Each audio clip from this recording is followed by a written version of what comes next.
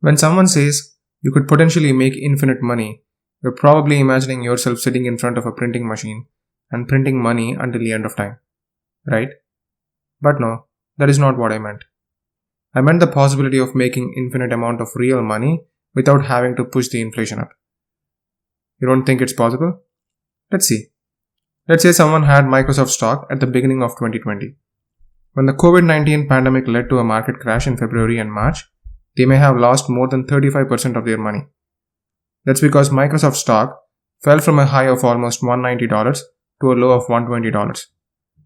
But at the same time, there are people who made millions of dollars from the crashing market. When the market started coming back up in late March, while the same person holding Microsoft stock may have seen an increase of more than 50% in their stock value, there are other people who potentially made over thousands of percent from the same stock, but in a slightly different way. Curious to know how they may have done that?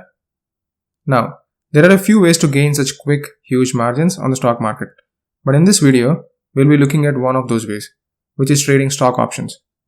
We will look at what stock options are, how stock options work, how stock options can be traded for profit, and how stock options can be possibly, or more appropriately, theoretically, used to make infinite money.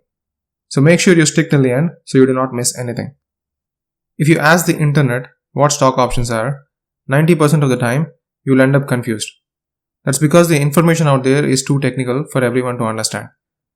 Since my idea for this video is not to confuse you, I'll try to explain it in as simple a language as possible. So stock options are basically contracts which will allow someone to buy or sell a particular stock at a predetermined value within a predetermined time frame.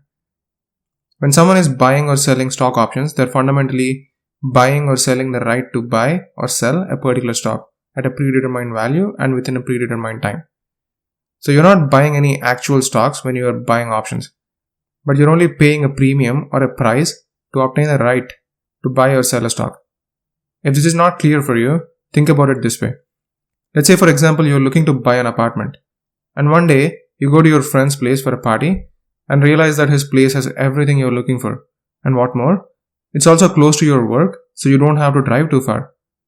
And surprisingly, your friend tells you that he's looking to sell his place, but only after 6 months. You like the place so much, you don't want to give up the opportunity of buying it. And you think that property prices may be going up in the next 6 months. So you ask your friend, "Hey, I would be down to buy your place. Would you be willing to sign a contract to sell this place to me for $100,000, which is the current market price?" And he says, "Sure, why not?" So now, you have the right to buy your friend's place for $100,000 within the next 6 months. So even if the property price goes up to $150,000 in the next 6 months, you will still pay only $100,000. What more, you can even sell the place as soon as you buy it and get a profit of $50,000 right away. Sounds great, right? This is the fundamental idea behind stock options. When someone buys stock options, each options contract gives them the right to buy or sell 100 stocks. This means by just paying a small amount of money for one options contract, they can have access to 100 stocks. There are mainly two different types of stock options: call options and put options. If someone is buying a call option, that means that they're betting that the stock price is going to increase in the future. And by buying call options, they're buying the right to buy the stock of a company at a predetermined price within a predetermined time frame. This predetermined price is called the strike price. The strike price is chosen by the buyer of the call option such that it is lower than the eventual stock price which they believe the stock would be going to reach. If the stock price of the company does increase and goes beyond the strike price of the call option within the time frame, then the buyer makes a profit as long as the money made from exercising the call option is more than the money spent on the premium and brokerage fee. If it is not clear for you yet, let us look at an example. Let's say the current stock price of Mr. $60, which by the way I heard is an absolutely amazing company, is $180. If I am confident that the stock price of Mr. $60 is going to increase in the next 60 days to more than $185, I can buy a call option with a strike price of $185 and an expiry date of 60 days. Let's say the price of the options contract is 50 cents. It will cost me about $50 to buy the option plus any brokerage charges, which let's say is around $50. So I'll be spending a total of $100 for this purchase. If the stock price does increase, and it magically goes up to $200 in the next 60 days, which is an increase of approximately 8% compared to the strike price, then the price of the option would go up to $15 if the delta value of the option is 1. Now don't worry too much about what delta is. Just note that delta is something that will tell you how much the price of an option will increase or decrease with an increase or decrease in the underlying stock price. Anyways, at a price of $15, the profit margin I would be getting on this options trade is a whopping 1400%, since I had just spent $50 for the call option plus a brokerage fee of $50. So, if I had to make $1 million from this trade, I could have easily done it by investing approximately $34,500. Since theoretically, the stock price of a company can increase as much as it can, there is a theoretical possibility that someone can make infinite amount of money buying call options. But this is not practically possible for obvious reasons, which are no stock price will ever go up anywhere close to infinite, and there's a time limit after which the option expires. Now on the other hand, if someone is buying a put option, that means they're betting that the stock price is going to go down in the future. And by buying put options, they're buying the right to sell the stocks of a company at a predetermined price, which is the strike price, within a predetermined time frame.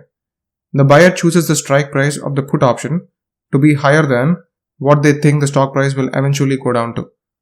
If the stock price of the company does decrease and goes below the strike price of the put option within the time frame, then the buyer makes a profit as long as the money made from exercising the put option is more than the money spent on premium and brokerage fees.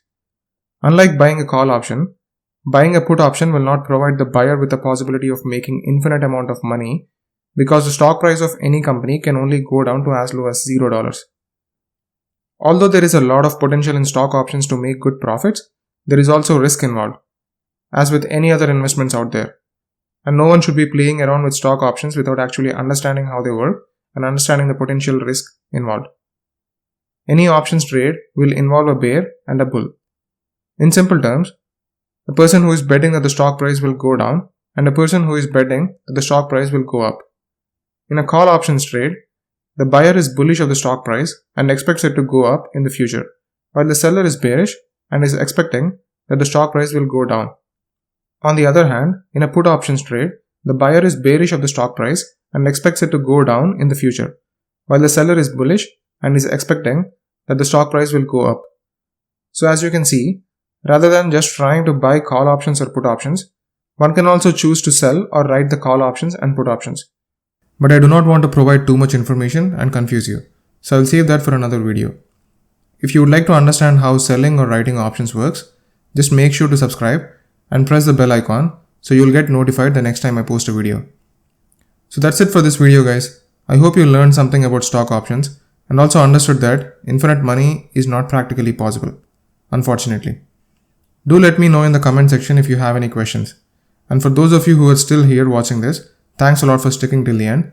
It means a lot to me as I spend a significant amount of time making these videos for you guys. So please leave a like and subscribe if you would like to support my channel. It really encourages me to work even harder and keep improving my content. Thanks again, and I'll see you guys in the next one.